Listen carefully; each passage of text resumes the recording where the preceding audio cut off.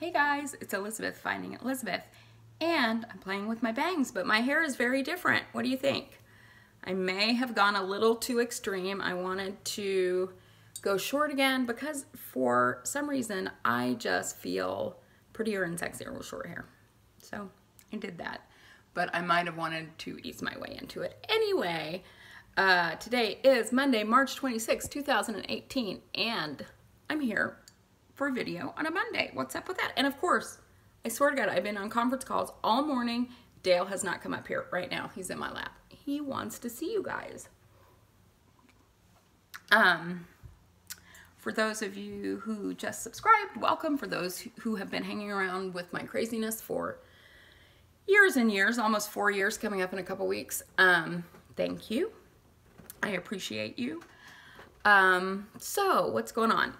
My highest, have y'all memorized this? If you got this question on HQ Trivia, would you be able to answer it? Does anybody else play HQ Trivia? We actually sort of arrange our days around it. At 12 and 6, we're here and playing HQ Trivia. Anyway, my highest weight and starting weight on this journey was 402 pounds. I had surgery on April 14th, 2014 at 360.6 pounds.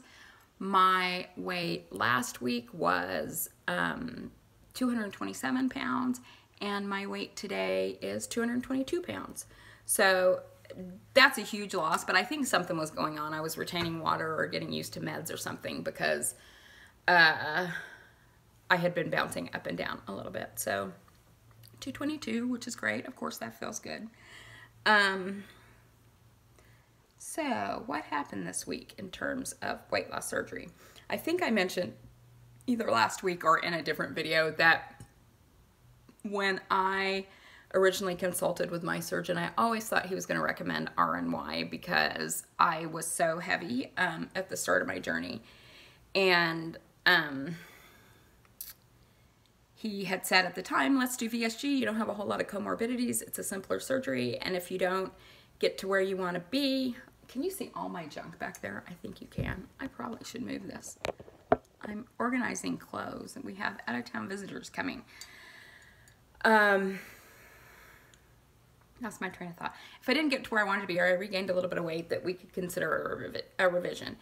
And I'm not sure, I probably, when push came to shove, wouldn't have done it. But because I just got health insurance and I had an appointment with my bariatric surgeon for my 4-year post-op, I was at least going to bring it up and discuss it. So I had that appointment on Thursday, and so I didn't go, I guess the last time I was there was 2 years ago. So apparently, according to their record, my stuff is still getting in the background. I couldn't find my tripod, so I have funked something up to make this work. That if Dale Cooper jumps on the table, it's all gonna go flying. So apparently the last time I was there in my 2-year, like before my 2-year post-op, I was actually 2 pounds heavier than I am right now. And just FYI for those who don't mind, the lowest I got to was 198. So I'm up, you know, about almost 25 pounds from that lowest number. I did only stay there for 5 seconds, but I maintained, you know, in the 205 to 208 for a long, long time. So they were absolutely, totally, and completely thrilled that I had lost and kept off 175 pounds. And the physician's assistant was like, you know, we don't usually see this between years 2 and 4 that somebody actually maintains that weight without regain. I'm like, but I did have regain because I was down 20 pounds and da-da-da-da-da. And she said, yeah, that's kind of typically what happens. And so I asked her, you know, what her thoughts were about revision, and she basically laughed at me and said, I mean, she didn't, but that was the general gist of it, which was that's not a good idea for a variety of reasons, and we would not recommend it. Number one, you know, there's lots of complications with revisions and scar tissues and everything else. And number two, the reasons we do revisions is because there is something, you know, that is keeping someone from totally losing weight with VSG, or it's sort of a chance for them, if they haven't lost considerable weight with one procedure, to get those habits in place that are going to help them keep another like starter period. And she said, well, obviously you don't need that because you have developed the habits because you've maintained this weight loss. I'm like, okay. And yes, I have. But anyway, it actually gave me some perspective because I had been, and I know that this isn't true, but what was going on in my head was that it had been going in my head for a while was, you're a WLS failure. I know I'm not, but that's what was going in my head. And what I realized was what I probably already knew.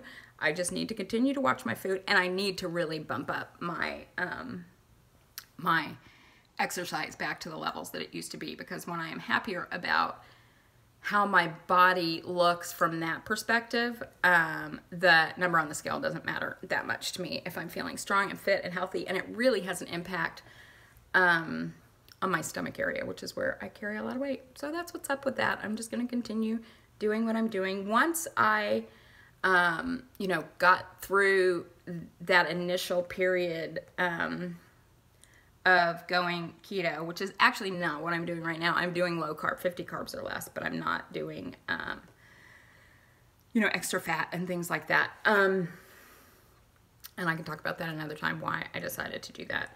But once I got through that initial period, I stopped having the cravings for the sweet things that I had gotten used to eating. And so I'm back to that place where it isn't hard for me to say no to that stuff, or I don't crave it. Which brings up the other topic that I wanted to talk about today that was a big realization for me. So over the weekend, I was having a conversation with someone about our demons, how everyone has their demons, and the person said that mine was ice cream, because it's kind of a joke. And it is a food that I have been known to sneak eat. And, you know, Tanya does something where I think she said that she decided that she would never sneak eat. If she wanted to eat it, she would have to eat it in front of people, and that's what I should do too. But, you know, the more I thought about that, I do have demons, but guess what? It's not ice cream. It's not food anymore. I can go months without ice cream. I can... Even if I'm sneaking ice cream, there can be a gallon of ice cream, or however it comes, here for, you know, 2 months, and it's not going to all be gone. And ice cream is not driving me to destructive behaviors or whatever. But it was really a startling and encouraging realization to me that after food having been my demon my whole life, it really isn't anymore. I have other ones I need to work on, but that isn't it. And so between the bariatric surgery appointment and that realization, I'm really feeling reinvigorated and empowered and positive about what's going on in terms of weight. All right, you guys have an amazing week. We're going to have house guests next week, so I'm not totally sure I'll make a video, but we'll see. Bye.